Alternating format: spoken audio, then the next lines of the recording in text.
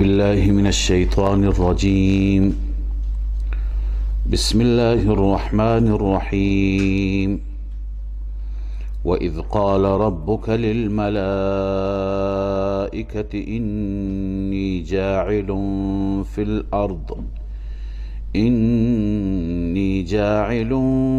في الأرض خليفة قالوا أتجعل فيها من يفسد فيها ويسفك الدماء ونحن نسبح بحمدك ونقدس لك قال إني أعلم ما لا تعلمون. صدق الله مولانا العظيم. اللهم صل على سيدنا وشفينا وحبيبنا مولانا محمد وعلى آله وصحبه. در آیه گذشته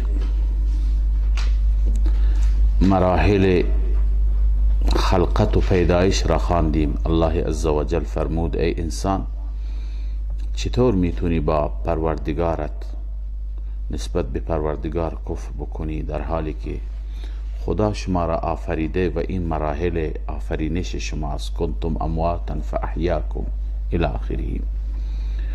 بعد از اون الله عزوجل کلا در رابطه با خلقت اول انسان و پیدایش اول انسان و اینکه الله عزوجل چگونه به فرشتگان اعلام فرمود که من انسان را پیدا می کنم و پاسخ اونها چی بود، در این رابطه الله عزوجل می فرماید و اذ قال ربک للملائکة انی جاعل فی الارض خلیفه. زمانی که ربت به ملائکه فرمود، اعلام فرمود من قرار می دهم در زمین خلیفه. مراد از خلیفه گرچه بعضی میگن خلیفت الله فی الارض انسان را میگویند، اما این ثابت نیست. انسان درباره انبیا هست که اونها خلیفه خدا هستند، یا داوود انا جعلناک خلیفتا فی الارض. اما خلیفه بودن انسان مفسرین نوشتند مثل امام رازی رحمه الله که جانشین همدیگه هستند، یا خلیفه قومهای گذشته مثل جنات که قبلا بودند الان خلیفه انسانها هستند، یا که هر نسلی میمیرد نسل بعدی میاد جایش را پر میکند. خلیفه به این معنا الخلیفة من یخلف غیره و یقوم مقامه، کسی که به جای دیگری قرار میگیرد و قائم مقام او میشه.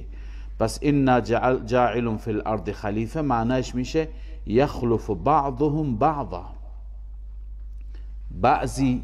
بعضی دیگر را جانشینی میکنند. قالوا اتجعل فیها من یفسد فیها و یسفک الدماء. فرشتگان استفسار کردن، سوال کردن، اعتراض نیست. بعضی میگن اعتراض کردن. فرشتگان قدرت و جرأت اعتراض را ندارند. اونها قیاس بر جنات استفسار کردن خدایا این هم مثل اونها خواهد بود؟ اتجعل فیها، آیا شما قرار میدهید در این زمین من یفسد فیها، اون نسلی را که در این زمین فساد کند، و یسفک الدماء و خونها بریزد. و نحن نسبح، اینجا فرشتگان در واقع خودشون را برای تسبیح و تقدیس، برای طاعت و عبادت نشون میدن، اظهار آمادگی میکنن. این هم بر اعتراض تلقی نشه. بعضی ها طوری تفسیر میکنن که اعتراض تلقی میشه، در واقع این طور نیست. این مثل این میماند که یک اربابی به کارگر خودش میگه، به زیر دست خودش میگه من میخوام به هر حال برای فلان کار یک کسی دیگر رو استخدام بکنم. اون شاید از یک طرف راضی هم باشه چون که کار او سبک میشه، اما او میگه که برای هر کاری من آماده هم، اما هر چی که شما مصلحت میدونید. این در واقع نوعی آمادگی و نوعی اظهار کردن به فرمان هست، به خدمت هست، اعتراض حساب نمیشه. لذا فرشتگان گفتن و نحن نسبح بحمدک و نقدس لک، ما در حال حاضر هم تسبیح همراه با حمدت میگوییم. خدایا تو پاکی، حمد و ثنا مر تو را برای تو هست. و در آینده هم نقدس لک، نحن نسبح بحمدک فی الحال و نقدس لک فی الاستقبال، در آینده هم ما تقدیس و پاکی تو بیان میکنیم اگر هدف فقط اینه. اما الله عزوجل میفرماید قال انی اعلم ما لا تعلمون. این جواب اجمالی هست، جواب تفصیلی بعداً می آید. من میدانم آنچه که شما نمیدانید، یعنی حکمتهایی در پیدایش آدم هست که از شما مخفی هست. خدای عزوجل در میان اینها اتقیایی، اصفیایی، اولیایی، انبیایی پیدا می کند که فرشتگان به اونها نمی رسند. ای اعلم من الحکم فی ذلك ما هو خفی عنکم، در این حکمت های من میدانم که از شما فرشتگان مخفی هستند. یعنی یکون فیهم الانبیاء والاولیاء والعلماء، تفسیر مدارک. ببینید فرشتگان افضلتر هستند به خاطر اینکه خدا را نافرمانی نمی کنند. اما اگر انسان نافرمانی نکند، انسان طاعت و عبادت بکند، انسان به تمام وظایفی که از سوی ربش به او سپرده شده و محول شده این وظایف را درست انجام بده، انسان از فرشته افضلتر است.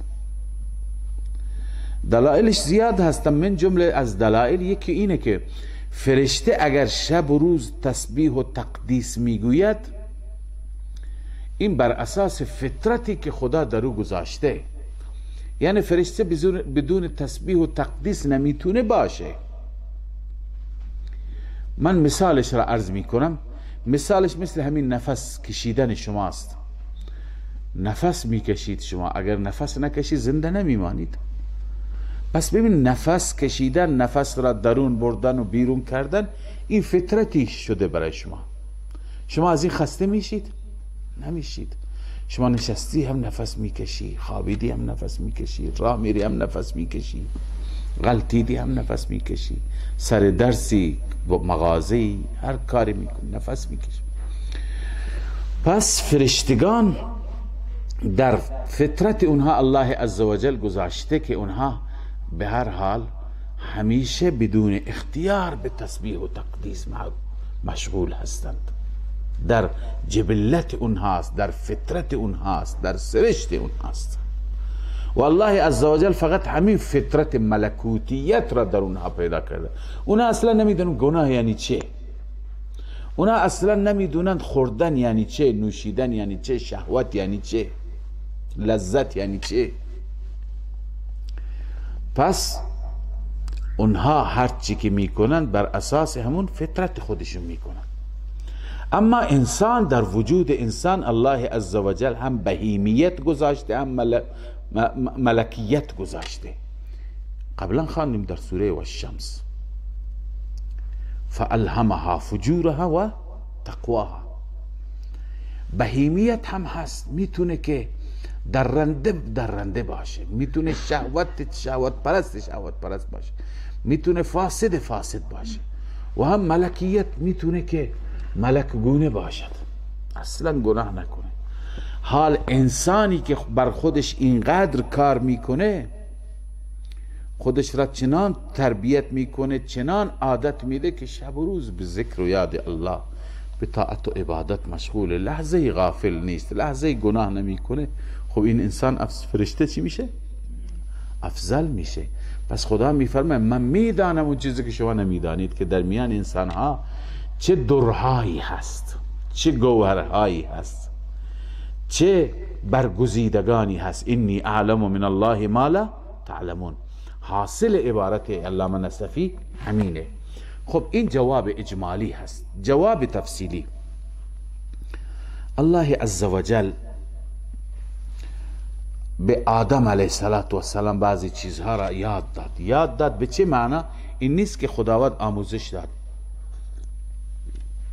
فطرت آدم خود به خود بسیاری چیزها را میداند. همونطور که مثلا قبلا عرض کردم فطرت هر موجودی، انسانی حیوانی، این هست که گرسنه میشه به طرف غذایش میره. غذا را خدای عزوجل چطور به اون یاد داده؟ در فطرت او گذاشته. بچه از مادر متولد میشه، دهنش را باز میکند. خب کی بهش گفته از اینجا باید بخوری تا سیر بشی؟ الله در فطرتش گذاشته. وقتی که سینه و پستان را به دهنش میدهن محکم میگیره، محکم میمکه. اصلا گویا این از قبل کلاس دیده، دوره دیده، چطور بلد است. این در فطرتش الله گذاشته. اون جوجه که از بیضه و از تخم بیرون میآید فوراً میره زمین نک میزنه. الله در فطرتش گذاشته. فهدا، او را چی کرده؟ راهنمایی کرده. هر موجودی. پس انسان، آدم را الله عزوجل در فطرتش بعضی چیزها گذاشت و میدونست این چیه اون چیه. خب این برای زندگی در زمین اینها لازم بودن. در دنیا فرشتگان نمیدونستن. فرشتگان نمیدونن گرسنگی یعنی چه، تشنگی یعنی چه، آب برای چه. خلاصه الله عزوجل وقتی که به آدم گفت، آدم خبر داد که اینها چی هستن، این چی چیزی خاص، خواصش چیه، اینو میخوریم، می نوشیم، سیراب میشیم. اینم به طور مثال عرض میکنم. قرآن نگفته اونا چی هستن. ما هم لازم نیست بدونیم. ابهمو ما ابهمه الله، هرچی که خدا مبهم کرده شما مبهم بدونید. ولی چیزهایی بودن، نیازهایی برای تفهیم مثال عرض میکنم. فرشتگان متوجه شدن که این آدم صلاحیت خدا در او گذاشته که ما اون را نداریم. لذا اعتراف کردند که ما نمیدونستیم.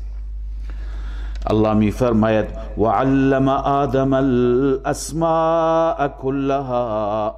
اون قال انی اعلم ما لا تعلمون میتونه بنویسید جواب اجمالی حاکمانه، اینجا جواب مفصل حکیمانه. وعلم آدم الاسماء، خداوند حکیمانه جواب داد.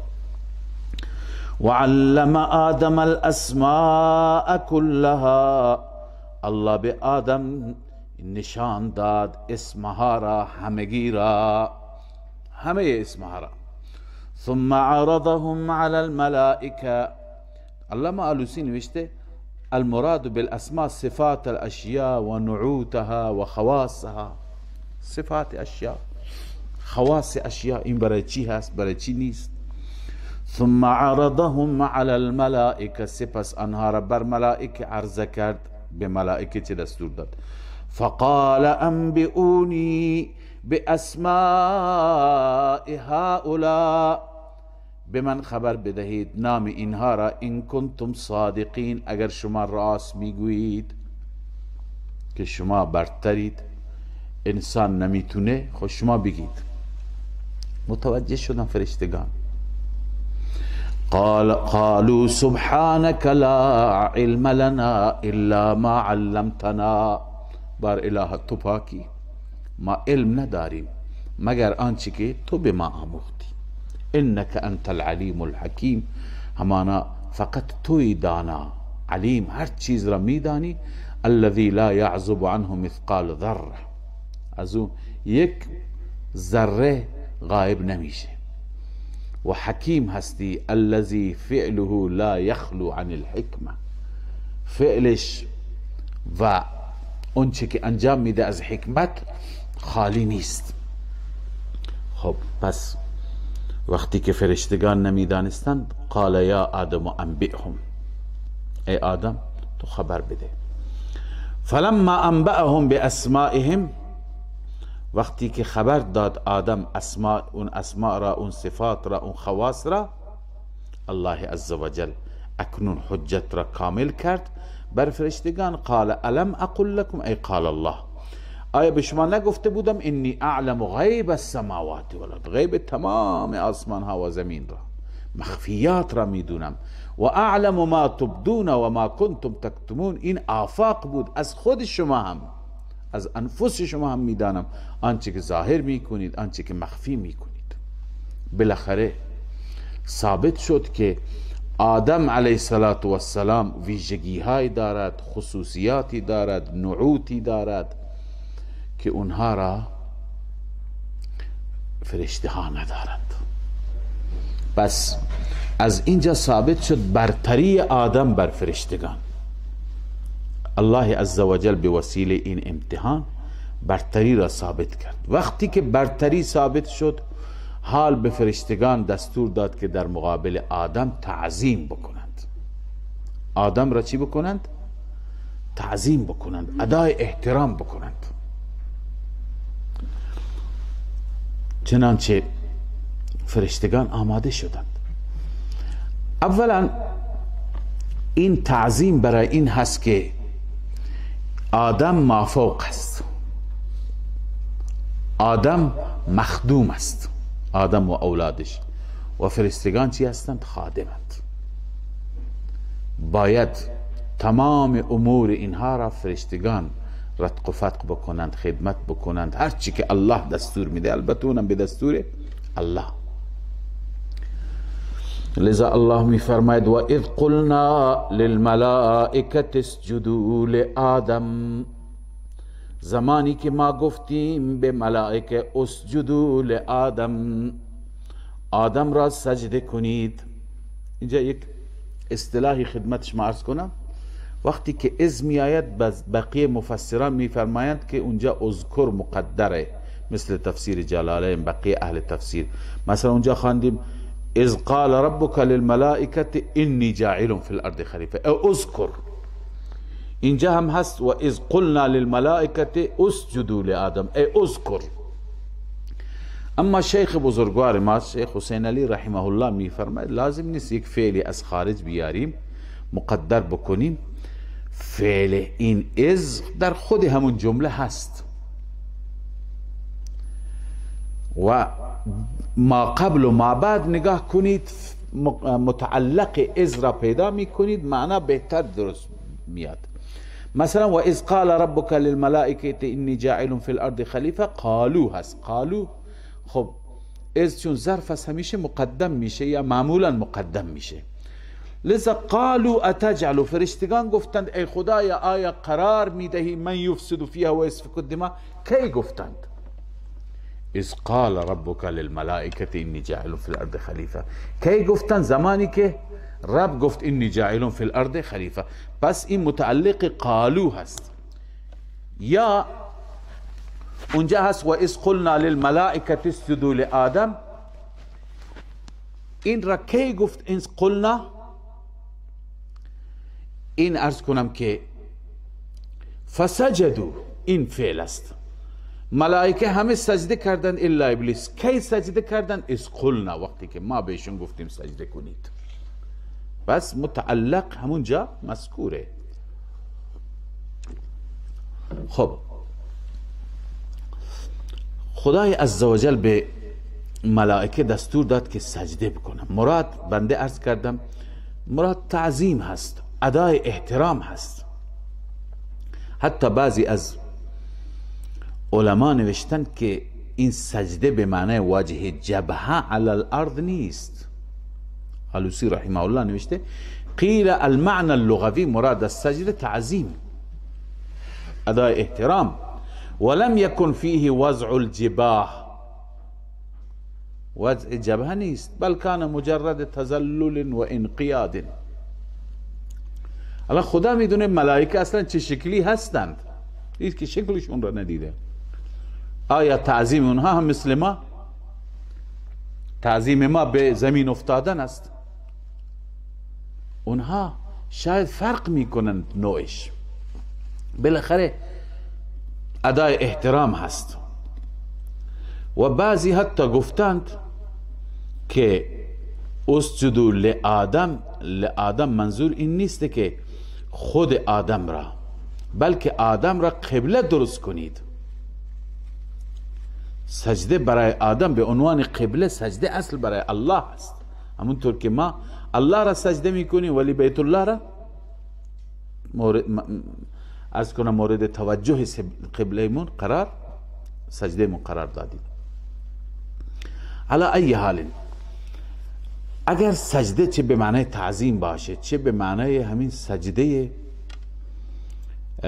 وضع الجبهه علی الارض باشه، هر چی باشه، این سجده سجده عبادت نیست که آدم را عبادت کنید.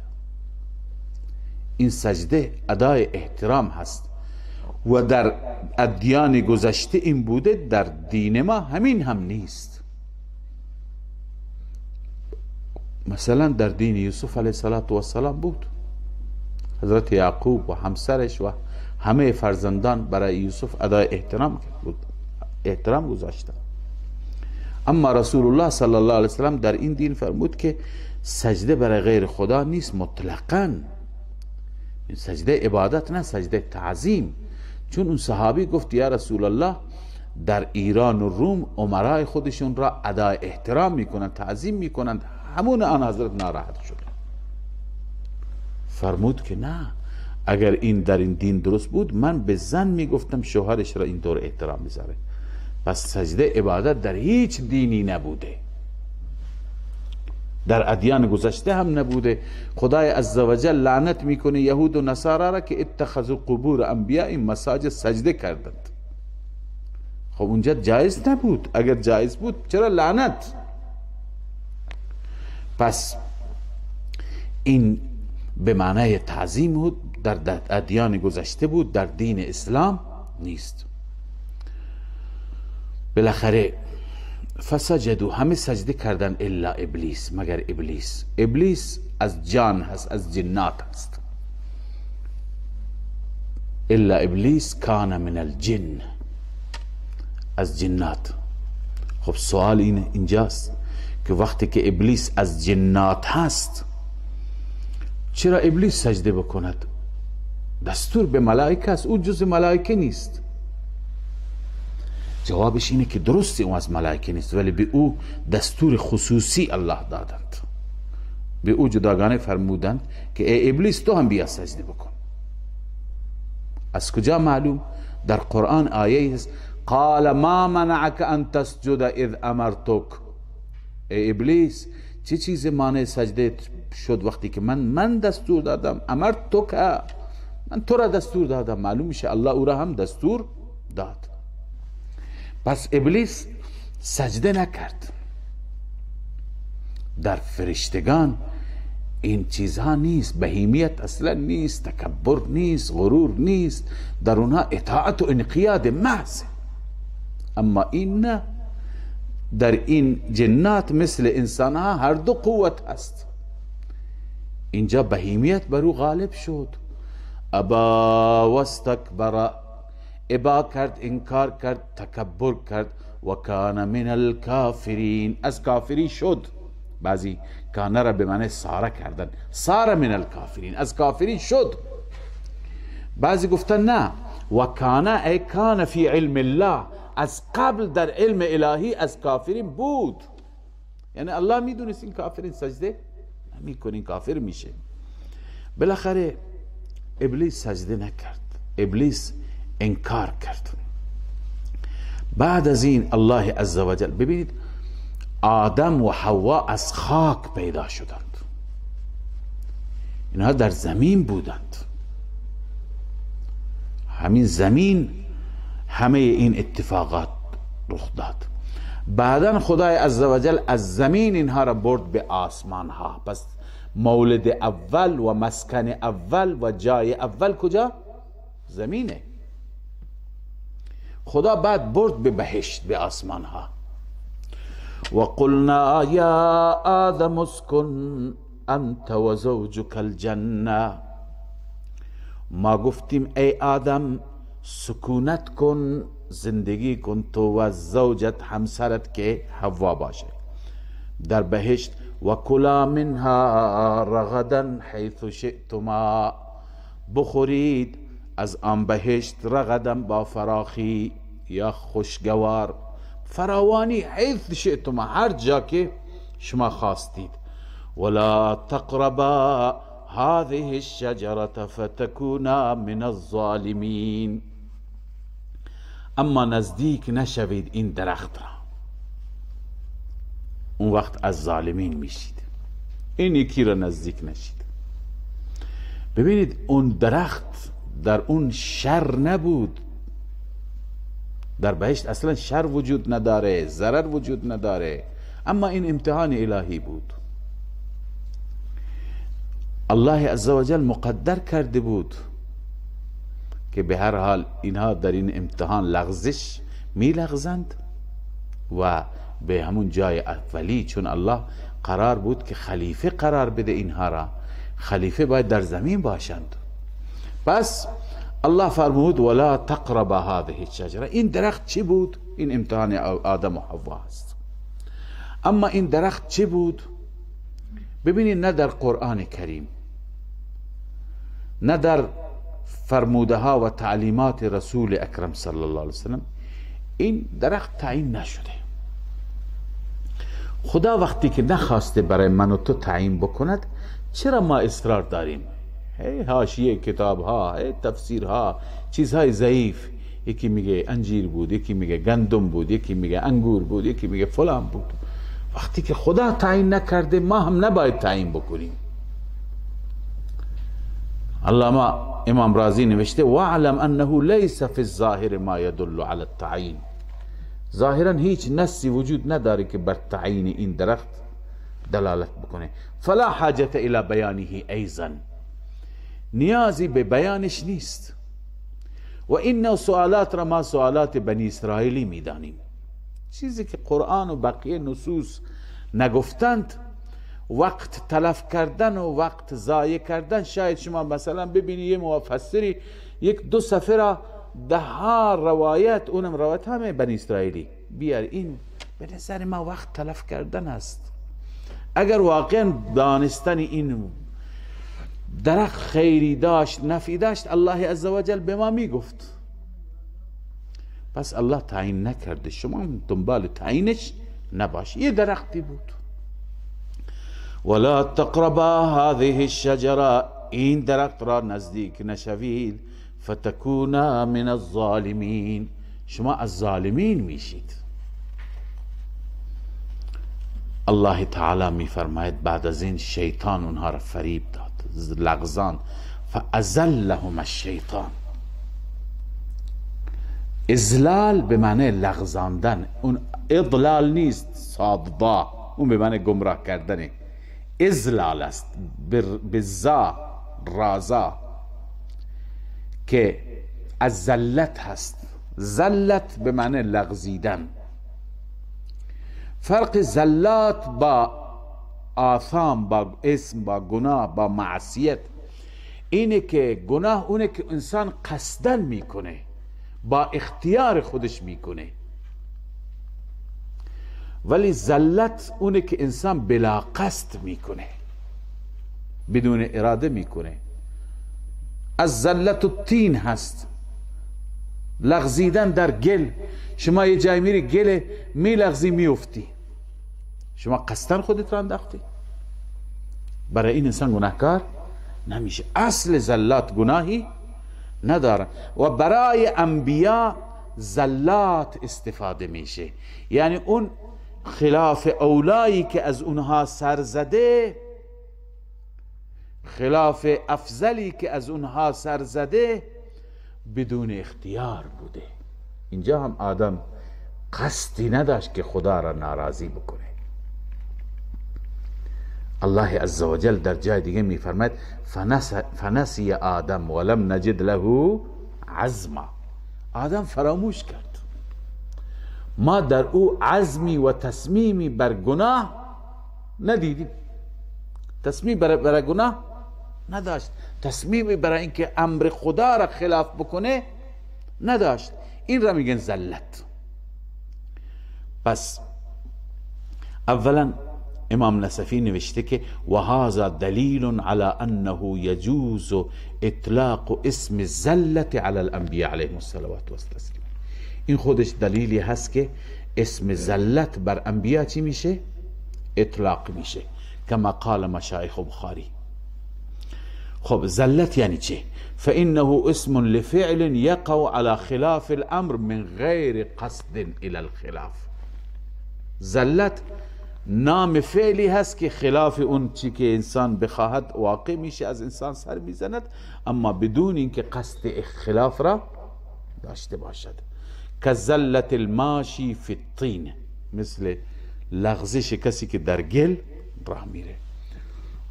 پس الله عزوجل میفرما آن دو را لغزاند شیطان، فازلهم الشیطان عنها. خب شیطان که اونها را لغزاند، فاخرجهما مما کانا فیه، اونها را بیرون کرد از آنچه که آن دو بودند، آن کرامتی که اونها در اون کرامت بودند، آن مهمانی و جایگاهی که اونها در اونجا بود، اونها را بیرون کرد. هدفش همین بیرون کردن بود. ببینید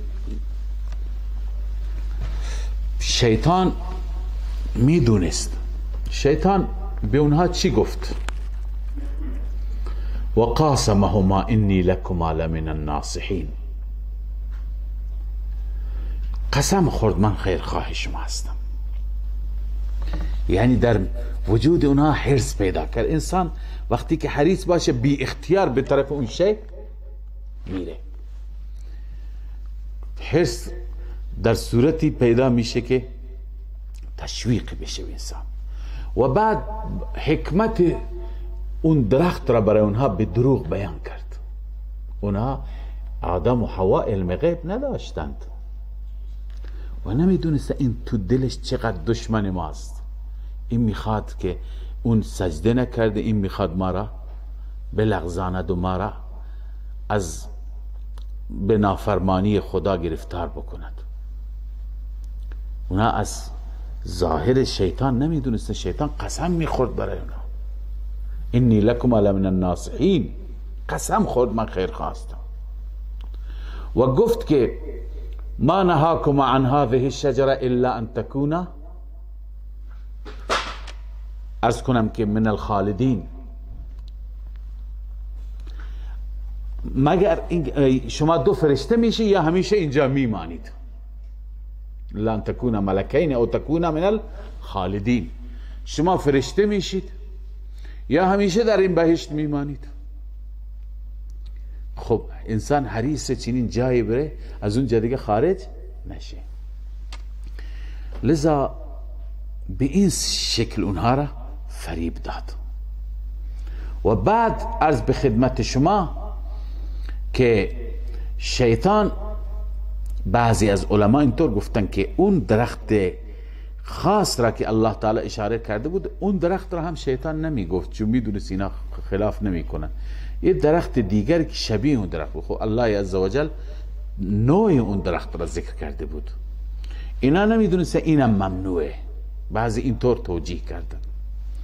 علی ای حال اینا از اون درخت خوردند، اشتباها خوردند، لغزیدند و خوردند، فراموش کردند و خوردند. به محض اینکه خوردند، لذا اون وضعیتی که در بهشت داشتن اون را از دست دادن. اول لباس های بهشتی از اونها گرفته شد. فلما ذاق الشجرة بدت لهما سوآتهما، اصلا تمام اعضای بدن و شرمگاه ها ظاهر شد. و طفقا یخصفان علیهما من ورق الجنه، برگهای درختان بهشت را می چسباندند. از دست دادن دیگه نعمت را. شیطان در این توطئه‌اش موفق شد. اما یک نکته دیگه این که شیطان چطور آمد اونها را فریب داد. شیطان را که خدا بیرون کرد. بعضی میگویند شیطان که وقتی که داشت بیرون میشد، در همین زمانی که بیرون میشد در مسیر آدم و حوا را دید و همه این داستان اونجا صورت گرفت. بعضی میگویند اینجا هم بنی اسرائیلی زیاد هست، روایت های بنی اسرائیل. بعضی میگویند که شیطان آمد در بهشت قرار گرفت، اون بیرون بهشت بود، آدم و حوا داخل بودن، از اونجا صدایشون زد و باشون حرف زد. بعضی میگویند که شیطان در دهان یک حیوانی قرار گرفت، مخفیانه از پیش فرشتگان قاچاقی دزدکی آمد در بهشت. چیزهایی که انسان تعجب میکنه اینها چطور این اقوال را بعضی باور کردند. بهشت باغوشه که هر حیوانی بیاد تو بهشت بیاد و شیطان هم اونجا بیاد مثل این قاچاق فروشا قاچاقی بره ملائکه نبینند.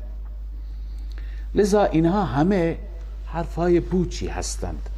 بهترین توجیه اونه که قرآن فرموده فوسوس لهما الشیطان لیبدی لهما ما وری عنهما من سواتهم. شیطان وسوسه انداخت. خدای عزوجل این قدرت وسوسه را در وجودش قرار داده، در وجود شیطان. چطور الان شما انسان ها شیطان را میبینید که چطور در اون رگهایی که خون هست، رسول الله فرمود مجرای خون انسان میاد از اونجا داخل میشه. حتی نماز میخواد میگه اذکر کذا اذکر کذا، اون باغ، اون مغازه، اون پاساژ، گوسفند، هی میاد به انسان وسوسه میگه. انسان نمیدونه چطور آمد. لذا به این صورت در وجود آدم و حوا رفت و کیفیتش را الله عزوجل بهتر میدن. این هم قرآن مبهم گذاشته، ما هم مبهمش میگذاریم. لذا الله می فرماید فازلهما الشیطان عنها فاخرجهما مما كانا فيه. شیطان آن دو را لغزاند، بیرون کرد آن دو را از آنچه که در آن بودند. و قلنا اهبطوا بعضكم لبعض. الله دستور داد این حکم حاکمانه بنویسید. ما به آنها گفتیم اهبطوا، بیایید پایین. پایین یعنی به سرای اولتون، به همون زمین، همون جایی که از اون جد درست شدید. بعضی برای بعضی دشمن هستید. بعضی میگویند که اهبطوا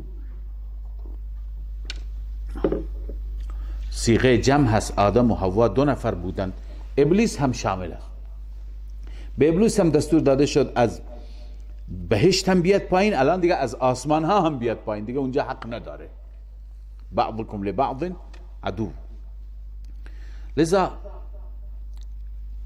در زمین این خاصیت هست که دشمنی و عداوت معمولا هست. ولکم فی الارض مستقر و متاع الی حین.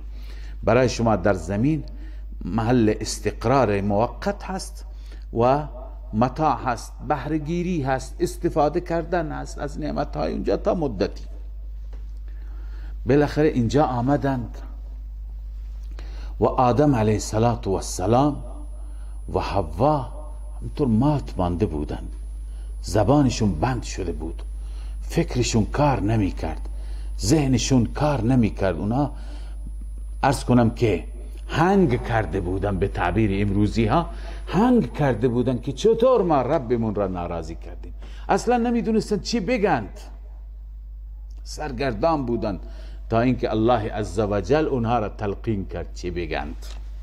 این نیست که قبلا اینو گفتند و اونو گفتند و نه. بعضی اینجا میگویند که اون چیزی که خدا تلقی کرد چیزی دیگه بود.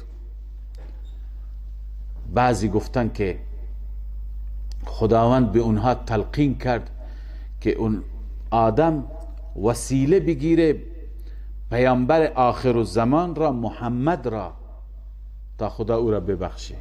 وسیله گرفت. خدا بهش گفت که تو از کجا فهمیدی که چنین پیامبری من دارم؟ گفت اونجا که بر عرش نوشته بود لا اله الا الله محمد رسول الله، اونجا من میدونستم این بنده مقرب تو هست که اسمش با اسم شما نوشته. بعضی گفتن که آدم به 5 تن پاک توسل جست، خدایا به حق محمد و علی و فاطمه و حسن و حسین منو ببخش. این روایت ها هم سنی هم شیعه درست کردند. درست اینا تو کتاب ها هستند ولی اینها اصل و ریشه و اساس ندارند. خدا گفت این 5 تن را از کجا میدونی؟ و اسماشون را بر عرش دیدم. اینها هیچ کدوم با آیات قرآن مجید همخوانی ندارد. آدم علیه السلام از رب دریافت کرد کلمات را خود قرآن گفته، نیازی به تفسیر ما از این نوع احادیث موضوعه و از این نوع احادیث من درآوردی نیست. از آدم از الله عزوجل چی دریافت کرد؟ القرآن یفسر بعضه بعضا، قرآن خودش آیاتش را تفسیر می کند. قال ربنا ظلمنا انفسنا، گفتند هر دو بار الها ما بر خود ظلم کردیم، و ان لم تغفر لنا و ترحمنا لنکونن من الخاسرین، اگر ما را نبخشی و بر ما رحم نکنی، بر ما ترحم نکنی، ما از زیانکاران میشیم. این کلمات را الله عزوجل به این دو بنده اش تلقین فرمود و با این کلمات ربشون را راضی کردن. الله اونها را عفو کرد، الله از اونها درگذر فرمود.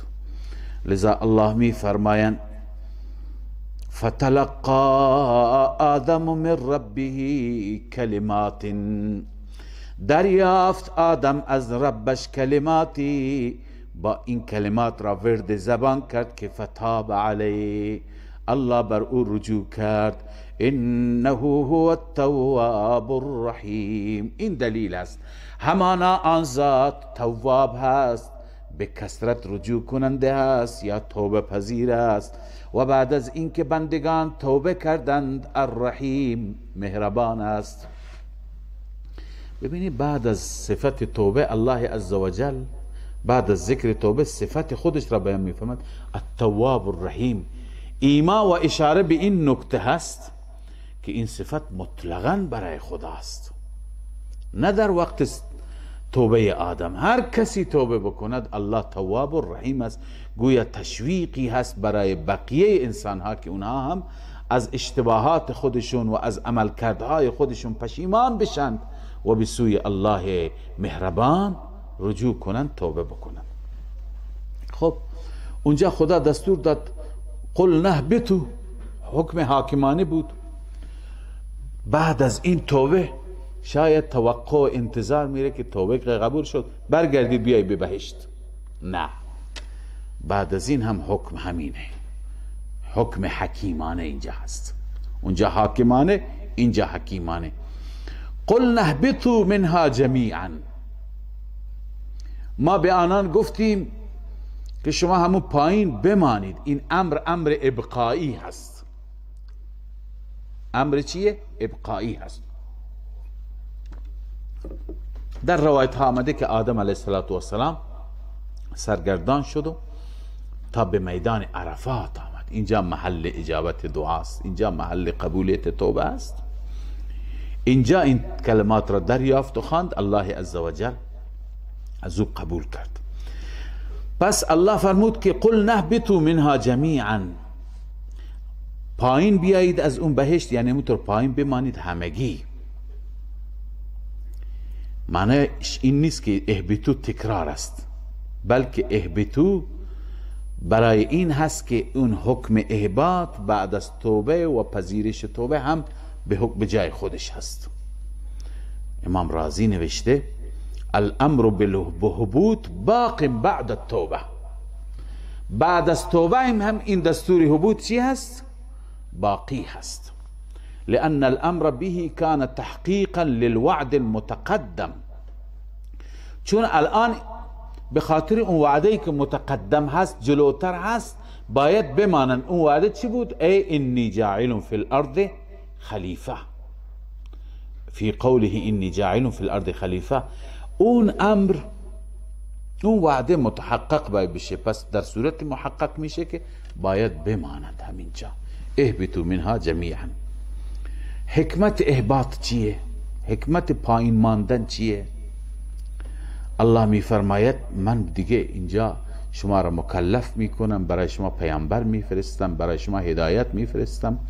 هر کسی که از من تبعیت کرد، از هدایتی که من فرستادم پیروی کرد، از نبی و مرسلی که من فرستادم او را اتباع کرد، جایش همین جای اولی هست، بهشت.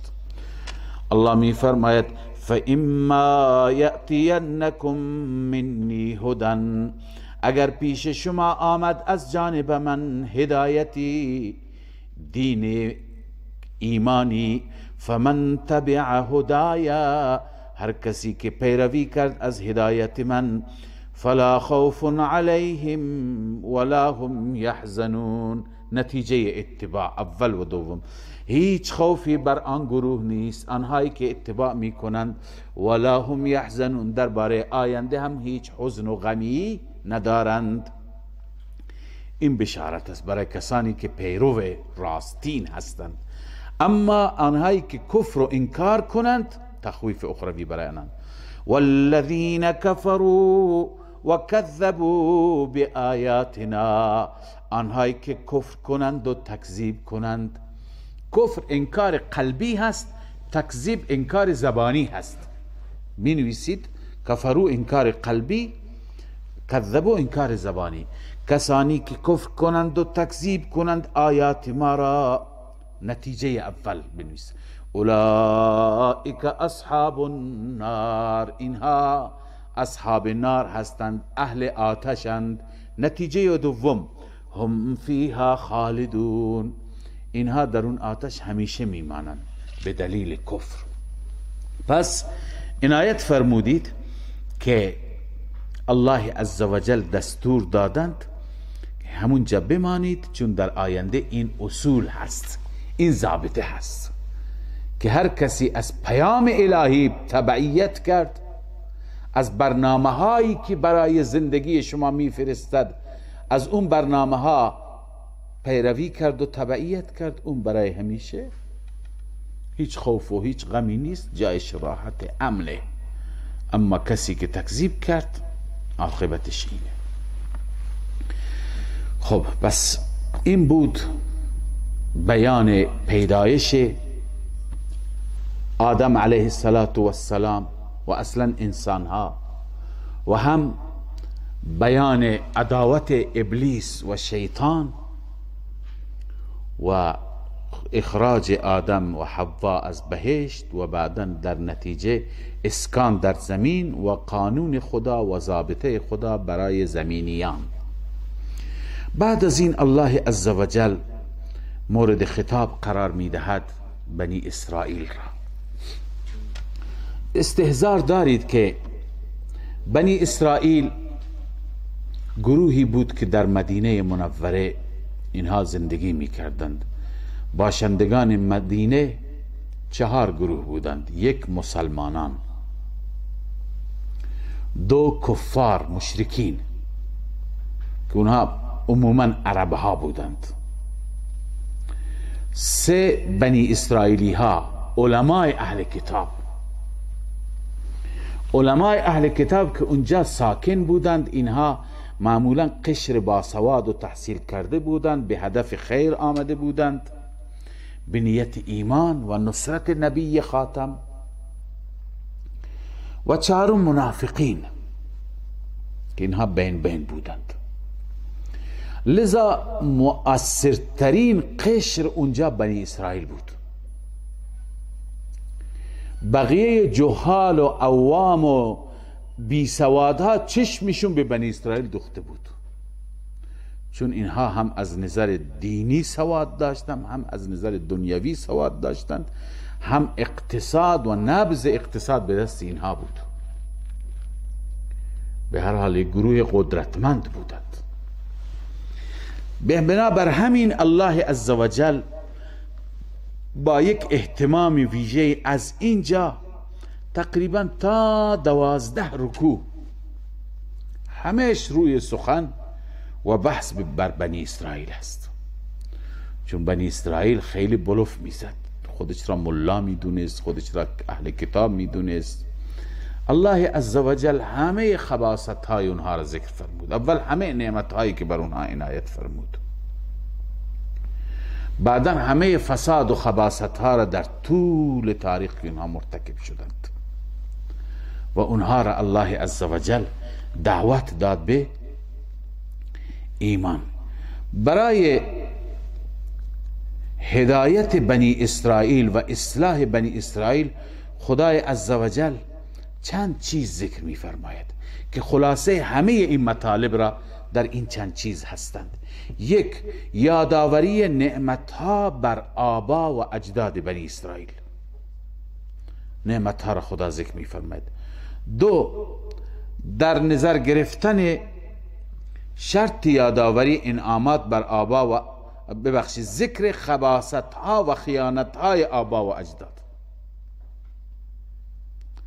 ذکر خباثتها و خیانتهای آبا و اجداد. ببین من اونها را چقدر نعمت دادم، اونها چقدر خیانت کردند. سه، ذکر بداعمالی بنی اسرائیل موجود در زمان نزول قرآن. شما چه فسادی داری میکنی، شما موجودین.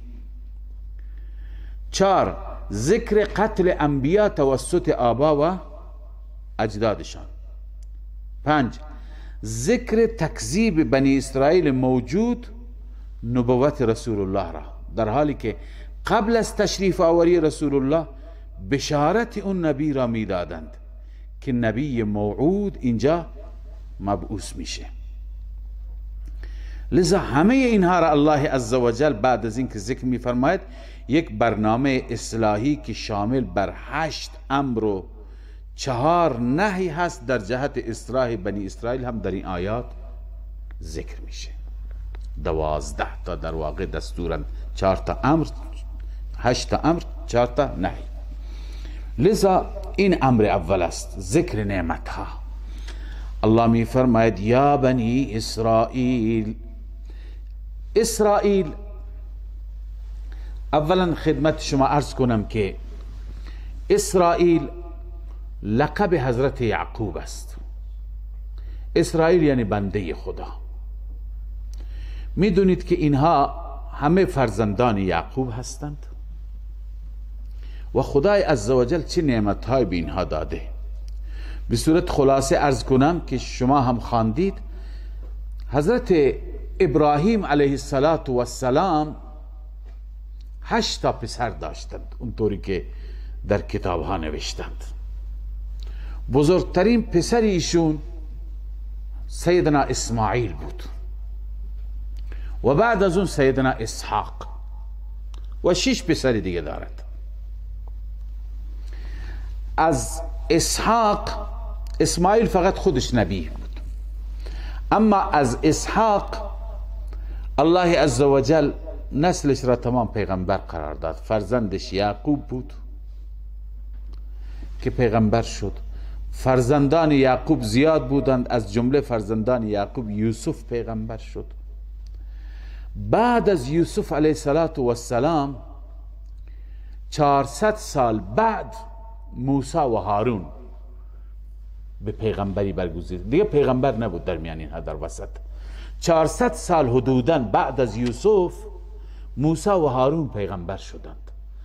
بعد از موسی و هارون تا زمان سیدنا عیسی 4000 پیغمبر دیگر از بنی اسرائیل هست و آخرین پیغمبر خاتم الرسل بنی اسرائیل، قوم بنی اسرائیل، سیدنا عیسی هست.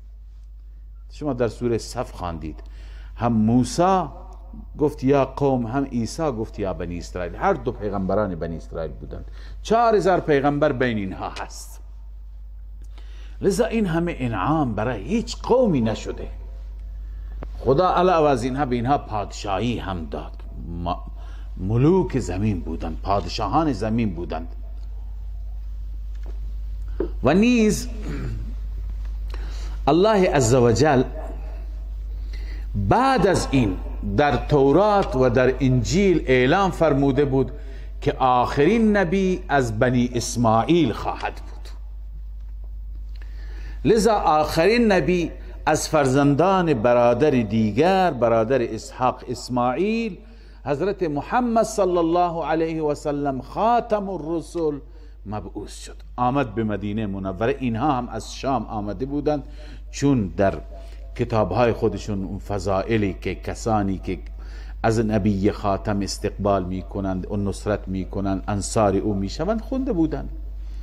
آبا و اجداد اینها به همین نیت آمده بودند. اما اینجا وقتی که نبی خاتم آمد، با وجودی که شناختند، دو چیز نگذاشتی که حب جاه، پست، مقام، مرجعیت، ریاست، رهبریت مذهبی. همیشه مشکل از رهبران مذهبی است. و دوم حب مال، درآمد از بین میرفت، دکان تعطیل میشد، بازار کساد میشد. این دو چیز باعث شد که بنی اسرائیل ایمان نیاورند. الله عزوجل در این آیات همین نکته را یادآوری میفرماید.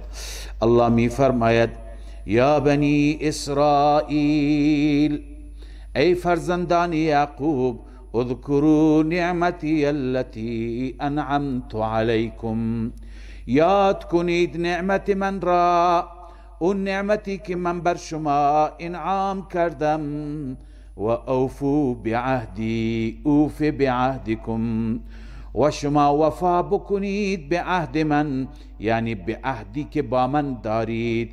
اوف بعهدکم، من هم وفا میکنم به عهد شما، یعنی به عهدی که من خدا با شما بستم. اصلش از به عهدی یعنی به عهدکم ایایا، با عهد شما که با من دارید وفا بکنید. من وفا میکنم به عهدکم یعنی به عهدی ایاکم، با اون عهدی که من خدا با شما دارم. مراد از این عهد چیه؟ یکی که بعضی گفتند اون عهدی هست که خدای عزوجل در وادی الست گرفت از همه بنی آدم. بعضی اون عهد را گفتند. بعضی گفتند که نه، مراد از عهدی هست که در تورات گرفته شده، که نبی خاتم از نسل اسماعیل هست، همه ایمان بیاورند، خداوند گناهانشون را معاف میکند، وارد بهشتشون میکند. این عهد است. امام رازی همین نوشته در تفسیر کبیر، ان الله تعالی کان عهد الی بنی اسرائیل فی التورات. خدا در تورات از بنی اسرائیل این عهد را گرفته بود که انی باعث فی بنی اسماعیل نبیا امیا، من در فرزندان اسماعیل نبی امی، این اسماعیل که عموی شما میشه، عموی پدر شماست، جد شماست، در میان فرزندان اونها نبی امی میفرستم. فمن تبعه و صدق بالنور الذي یأتی به، ای بالقرآن، هر کسی او را پیروی کرد و اون نوری که با او میفرستم او را تصدیق کرد، یعنی قرآن را، غفرت ذنبه و ادخلته الجنه، گناهش را میبخشم و او را وارد بهشت میکنم. پس ببینید این عهد در تورات بود. و بعضی گفتند مراد این عهد است در قرآن هست.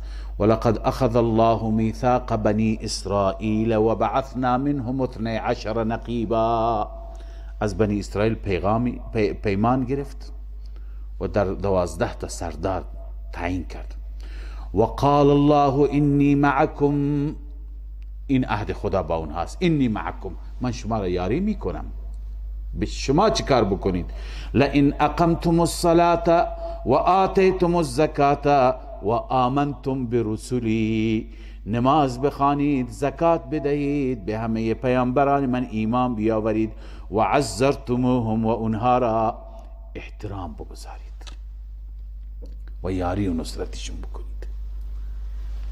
بله، پس این پیام هست. و اقرضتم الله قرضا حسنا، اگر شما به این تعهد عمل کردید، لأکفرن عنکم سیئاتکم و لأدخلنکم جنات تجری من تحتها الانهار، این پیمان خداست.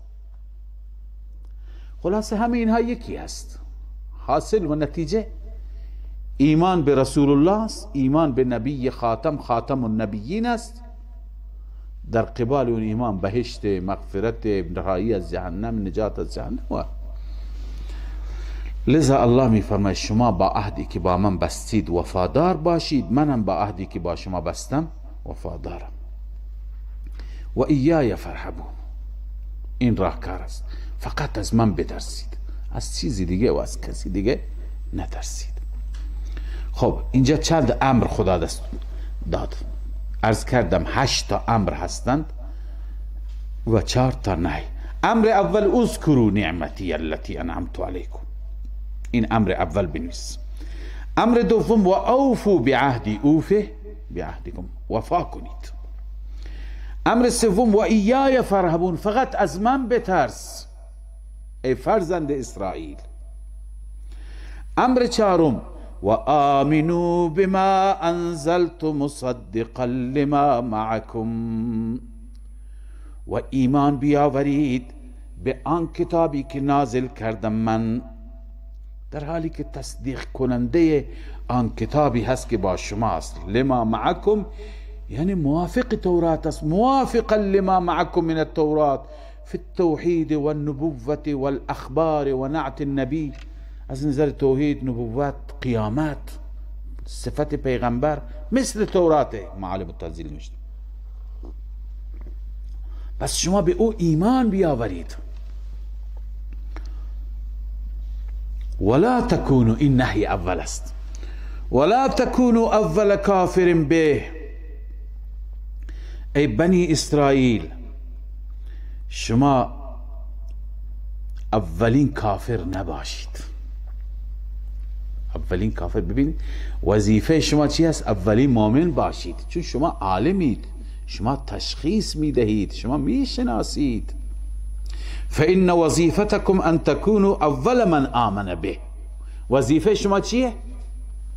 اولین مؤمن شما باشید. لما انکم تعرفون حقیقت الامور، حقیقت الامر، روح المانی، چون شما حقیقت امر را میدونید، واقعیت را میدونید، پس انتظار و توقع از شما چیه؟ که اولین مؤمن باشید. پس شما اولین کافر نباشید. ولا تکونوا اول کافر به، این نهی اول بود. 4 تا امر خواندیم، فعلا یک نهی. ولا تشتروا بآیاتی ثمنا قلیلا، در مقابل آیات من پول اندک نگیرید، ثمن قلیل نگیرید. ببین پول کم نمی گرفتند، سرمایدار بودند، تمام خزائن در دست اونها بود. هر چی بگیری در مقابل بهشت، در مقابل نعمت خدا، در مقابل اجر و پاداش الهی خیلی کم است. اصلا از هر نفر $1,000,000 بگیر. لذا کسانی که در مقابل دین فروشی هر چی میگیرند در مقابل نعمت خدا ثمن بی ارزش ولا تکونوا اول کافر به ولا تشتروا بآیاتی ثمنا قلیلا، با آیات من پول اندک نگیرید. و ایای فاتقون، فقط از من بترسید. اینا نسخه های درمان هستند. اگر انسان از خدا بترسد، اون انسان چی میشه؟ هدایت میشه، اون انسان اصلاح میشه، درست میشه. اما چون در درون خوف نیست، تقوا نیست. ولا تلبسوا الحق بالباطل، این نهی سوم هست. ای بنی اسرائیل خلط نکنید حق را با باطل. و نهی چهارم و تکتم الحق، ای ولا تکتم الحق، حق را مخفی نکنید، کتمان نکنید. ببینید فرق خلط و فرق کتمان چیه؟ فرق تلبیس و فرق کتمان چیه؟ علماء یهود برای گمراه کردن مردم 2 حربه به کار می بردند. اون کسانی که می آمدند از اونها استفسار می کردند، از اونها هدایت می طلبیدند، راهنمایی می خواستند، بستگی داشت که اون چه کسی است. اگر کسی می آمد که بی سواد محض بود، کسی می آمد که هیچ چیزی نمی دونست، از الف با هم خبر نداشت، او می گفت که آیا این پیغمبر جدید تو کتاب ما هست، پیش بینی شده؟ می گفت نه اصلا. پس در مقابل این چیکار می کرد؟ کتمان می کرد در مقابل کسانی که بی سواد بودند. خب گروه دومی که می آمدند، اگر کسی می آمد که یه مقدار سواد داشت، کمی تورات خونده بود، چیزهای حالیش می شد، او می آمد سوال می کرد، می گفت که درباره این پیغمبر در تورات پیش بینی نشده؟ اونجا خلط می کرد، می دونست این خبر داره، خلط مبحث می کرد. می گفت چرا؟ یک سری چیزهایی هست ولی همه علائم تو این دیده نمیشه. به عنوان مثال می گفت خدای تعالی قرار بوده که از فرزندان اسرائیل از خود ما این پیغمبر را بفرسته، این نیست. پس طوری می کرد که اون بیچاره فریب بخوره، خلط مبحث می شد برای او. یا مثلا می گفت که این برای قوم خودش هست، برای ما نیست. لذا به نوعی مردم را گمراه می کردن. پس اولین تلبیس هست، تلبس الحق بالباطل، برای مردمی که اطلاعات مختصری از تورات داشتند و می دونستند در تورات بشارت برای پیغمبر خاتم و آخر الزمان آمده، برای اونها خلط مبحث می کردن. و کسانی که کاملا از مطالب تورات بیخبر بودن، برای اونها چی می کردن؟ کتمان می کردن. و تکتم الحق برای اونهاست و انتم تعلمون. ای آخوندهای بنی اسرائیل، شما میدونی شما داری کتمان میکنید، شما میدونی واقعیت را به مردم خودتون، به مقتدیا و به عرض کنم که کسانی که پیروان شما هستند نمیگویید. امر پنجم، در این امر پنجم عرض کردم 8 امر هستند و 4 تا نهی. 4 تا نهی تمام شدن، 4 تا امر هم خواندیم. در این امر پنجم علاج مرضشون هست. ببینید اونها پیش اون مقلدهای خودشون چرا اعتراف نمی کردن؟ به خاطر اونکه اون مرجعیت را از دست ندهند. برای علاج این تکبر، این بزرگی، این غرور، این کدخدایی، الله می فرماید اقیم الصلاة. نماز، در نماز تواضع است، در نماز تذلل است، در نماز فروتنی است، نفس انسان میشکنه. پس نماز تکبر را از بین میبرد. و دوم اونها میترسیدن که درآمدشون از دست میره. برای اینکه حب مال از دل بره، خداوند فرمود و آتوا الزکات، زکات بدهید. زکات و مال را انسان وقتی که خرج بکنه در راه خدا، این مال بیارزش میشه. این مال دیگه، مال را انسان فدا داره میکنه برای خدا، برای دین خدا، برای دستور خدا. و این دستور ششم هست، و آتوا الزکات. دستور هفتم وارکعوا مع الراکعین. شما رکوع کنید با رکوع کنندگان. یک مریضی دیگری هم داشتند، حسد. حسدا من عند انفسهم. علتی که به رسول الله ایمان نیاوردند حسادت بود، رغابت عموزادگی بود. لذا ورکعوا مع الراکعین حسد را از بین میبره. اگر شما با مسلمانی حسد دارید، شما در کنارش بیا نماز بخوان، در یک صف پشت سر امام با هم رکوع کنید، کم کم الله حسادت را، این علاج حسد است. لذا این امر هفتم است که برای علاج این مریضی ها. پس اقیم الصلاة بنویسید، علاج حب جاه یا حب مقام، و آتوا الزکات علاج حب مال، وارکعوا مع الراکعین علاج حسد. اذا الله می فرماید و اقیموا الصلاة، شما نماز را برپا بدارید، و آتوا الزکات، و شما زکات بدهید. امر ششم وارکعوا مع الراکعین، و شما رکوع کنید همراه با رکوع کنندگان. معنیش اینه که نماز را با جماعت بخوانید. ای صلوا مع الذین فی صلاتهم رکوع. گویا در نماز بنی اسرائیل رکوع نبود، پس با اینهای نماز بخوانید که در نمازشون رکوع هست. معالم التنزیل فرموده. و حال زجر و سرزنش برای این عالمان بدعمل و فاسد. شما مردم را دستور میدهید به نیکی، خودتون را فراموش میکنید. اتأمرون الناس بالبر و تنسون انفسکم. ای ملاهای یهود، ای آخوندهای یهود، آیا شما امر میکنید مردم را به نیکی و تنسون انفسکم و خودتون را فراموش میکنید؟ مردم را چطور به نیکی امر میکردن؟ به مردم میگفتن مردم به تورات عمل کنید.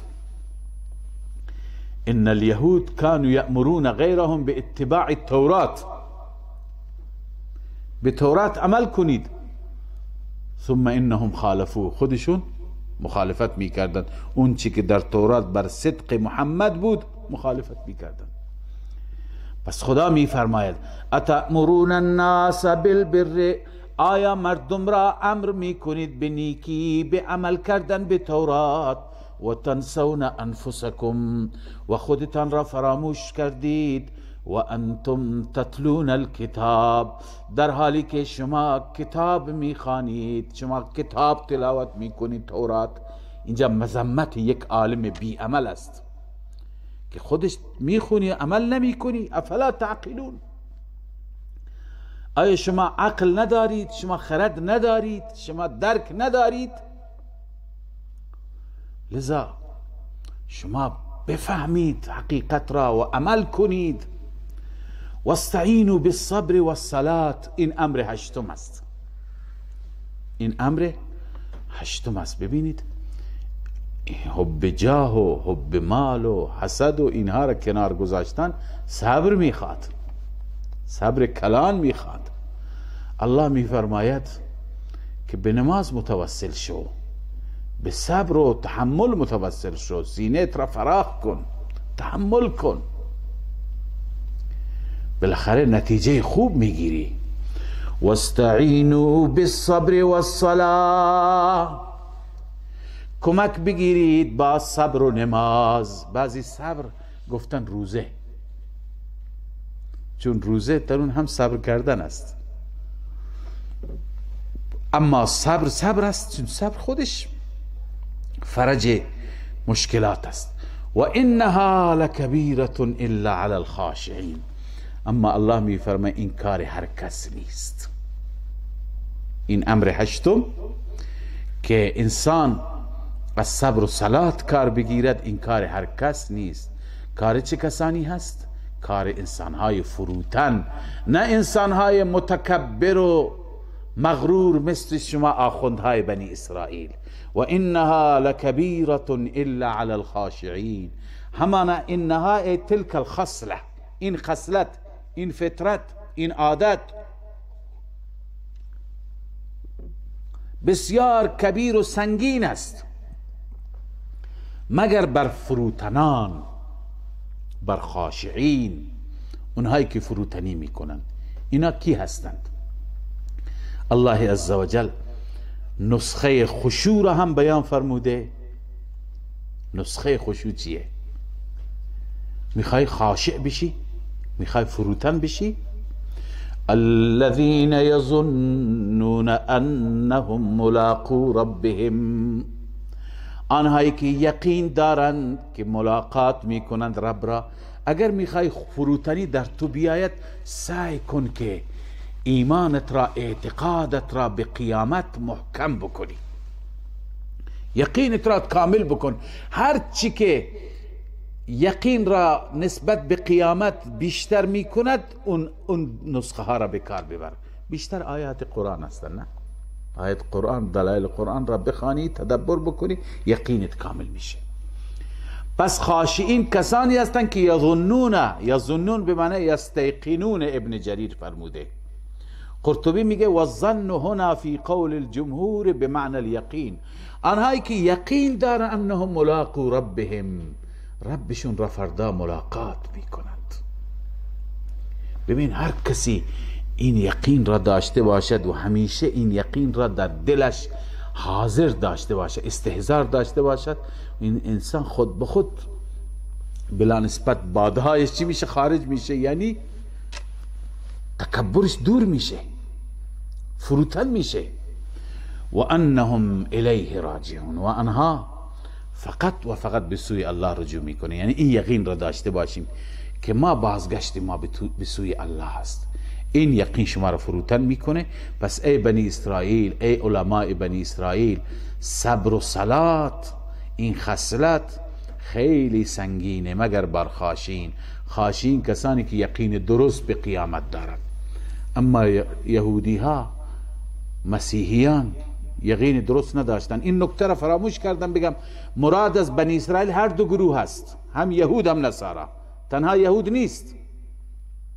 یا بنی اسرائیل هر دو گروه، مسیحیان هم فرزندان بنی اسرائیل بودند. عیسی مگر نگفت و اذ قال عیسی ابن مریم یا بنی اسرائیل انی رسول الله الیکم؟ بنی اسرائیل در زمان عیسی دو گروه تقسیم شد، یک گروه به عیسی ایمان آورد، یک گروه ایمان نیاورد. پس مراد از یا بنی اسرائیل هر دو گروه هست. پس ای مسیحیان، ای یهودیان، کسی میتونه که این خصلت را داشته باشه که به آخرت یقین داشته باشه، به آخرت ایمان درست داشته باشه. اما یهودی ها و مسیحیان اعتقاد درستی به آخرت نداشتند. اونا میگفتن که آخرت و جنتی هست فقط مال ماست. و قالوا لن يدخل الجنة الا من كان هودا او نصارى. یهودی میگفت مال ماست، مسیحی میگفت مال ماست. قرآن میگه تلک امانیهم، این تمناهای اونهاست، تخیلات بی اساس اونهاست. پس اینها میتوانند که خاشع باشند، فروتن باشند. الذين يظنون انهم ملاقو ربهم، یقین دارن که ربشون را ملاقات میکنن و یقین دارن که انهم الیه راجعون، انها فقط به سوی خدا برمیگردن، جای دیگه نه. صدق الله مولانا.